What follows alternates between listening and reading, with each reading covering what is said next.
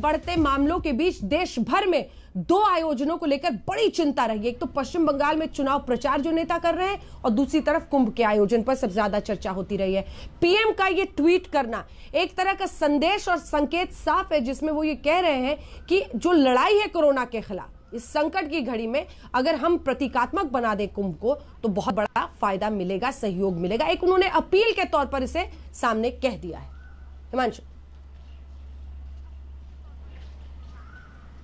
देखिए बिल्कुल अंजना, जब से ये देखा जाए कि कोरोना का संकट देश के सामने ही नहीं बल्कि पूरे विश्व में आया है, तब से प्रधानमंत्री नरेंद्र मोदी की जो भूमिका है वो लोगों को समय समय पर जो है वो इस तरीके से अपील करते हैं कि देखिए कि आप घरों से ना निकले। सबसे पहले आप देखिए लॉकडाउन लगाया, उसके बाद लोगों से अपील की कि आप थाली बजाकर जो है वो कोरोना वॉरियर के लिए आप सम्मान कीजिए, उनके लिए जो है मोटिवेशन का कार्य करें। तो तमाम इस तरीके की चीज़ें हैं। प्रधानमंत्री समय समय पर इस तरीके की अपील करते हैं, जब तक दवाई नहीं, ढिलाई नहीं, 2 गज की दूरी है वो बहुत ज़रूरी है। आप देखिए कि कोविड काल में अगर वो इस तरीके के कुंभ के आयोजन के अंदर इस तरीके की अपील कर रहे हैं कि इसको सिंबॉलिक कर रखिए। 2 शाही स्नान हो चुके हैं और वो अवधेशानंद महाराज से भी बात कर रहे हैं और कह रहे हैं कि जो साधु संत हैं उनका एक बहुत बड़ा सहयोग मिल रहा है। जिस तरीके से वो एक तरीके से सोशल डिस्टेंसिंग का पालन की बात कर रहे थे और उसके बाद प्रतीकात्मक तरीके से, सिंबॉलिक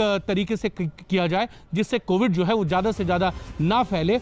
और ये एक और चीज़ है, बंगाल का चुनाव है और मैं आपको बताऊं कि बंगाल के चुनाव में जब कोविड काल हो अंजना और उसमें लोग निकल कर आएँ और खासकर महिलाएं निकल कर आएँ और वो सोशल डिस्टेंसिंग का पालन करें, मास्क लगाएं, तो ये कहीं ना कहीं जरूर है कि लोग लोकतंत्र के इस पर्व को मनाना भी चाहते हैं। और कल इलेक्शन कमीशन ने यह भी कहा था कि सभी तरीके के नियमों का पालन हो और शाम 7 बजे के बाद जो है वो बंगाल के अंदर चुनाव प्रचार नहीं होगा। तो सभी चीजों को मानकर चुनाव भी होंगे, लेकिन कोविड से बचाव के लिए लोगों को जागरूक भी रहना है।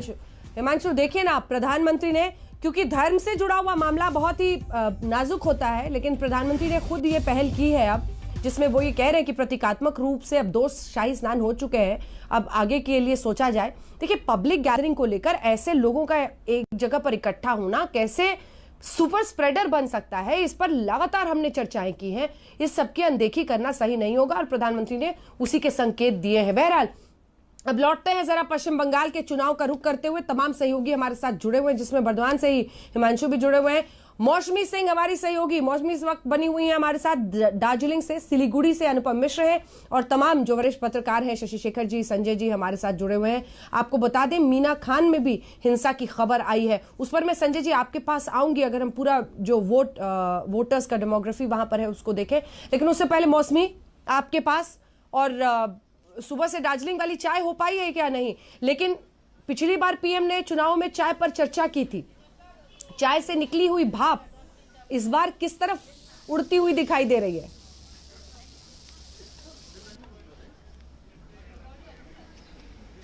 अंजना, जले पर नमक मत छिड़किए। आपका इंतजार करते करते हमारी दार्जिलिंग की चाय जो है वो ठंडी हो गई, तो हमें ठंडी चाय पीनी पड़ी।